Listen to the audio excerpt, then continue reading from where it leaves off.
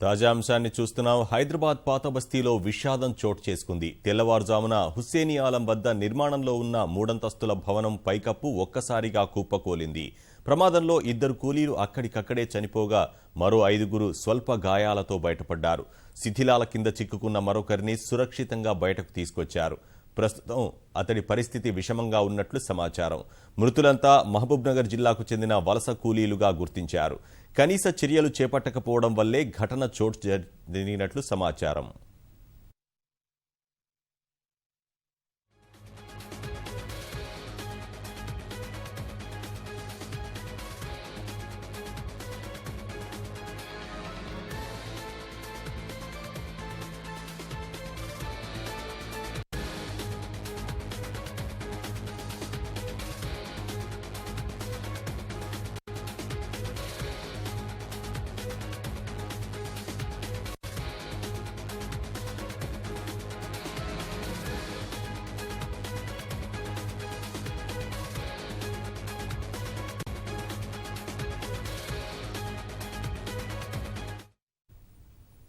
హైదరాబాద్ పాత బస్తీలో విషాదం చోటు చేసుకుంది. తెల్లవారుజామున హుస్సేనీ ఆలం వద్ద నిర్మాణంలో ఉన్న 3 అంతస్తుల భవనం పైకప్పు ఒక్కసారిగా కుప్పకూలింది.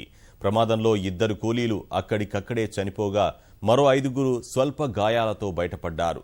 శిథిలాల కింద చిక్కుకున్న మరొకరిని సురక్షితంగా బయటకు తీసుకొచ్చారు. ప్రస్తుతం అతడి పరిస్థితి విషమంగా ఉన్నట్లు సమాచారం. మృతులంతా మహబూబ్నగర్ జిల్లాకు చెందిన వలస కూలీలుగా గుర్తించారు. కనీస చర్యలు చేపట్టకపోవడం వల్లే ఘటన జరిగినట్లు సమాచారం.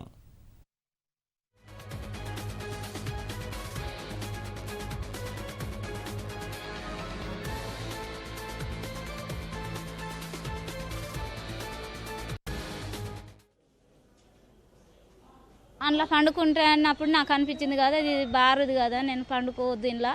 ఆయన అంటే అక్కడికి ఇక్కడికి తిరుగుతాడు కదా అని ఇక మేము అనుకున్నాం. అనుకొని నేను ఇక్కడ పండుకోవద్దు, అట్లా నాకు భయం అవుతుంది, నీళ్ళు పోసినట్టుగా దమ్మ వస్తున్నాయి నీళ్ళు మాలు పడంగానే అని నేను వచ్చి ఇటు ఆ గోవ కాన్నే కింద మంచం వేసుకున్నా గోధుమ. ఇక బడబడా అని ఈయన వస్తూనే ఉన్నది. ఇక అంతే.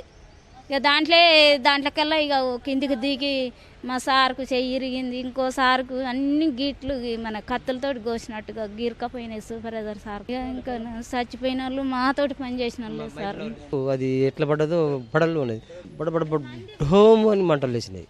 పెద్దది భీమ్ ఉంది, 2/6 ఫీట్లో 8 ఫీట్లో ఉన్నది. అది ఆ భీమ్ ఉల్టా అయింది. ఆ ఉల్టా వీళ్ళు కడకున్నట్టు భీమ్ మీద ఆల్ రౌండ్ మాల్ కిందకి వెళ్ళిపోయారు.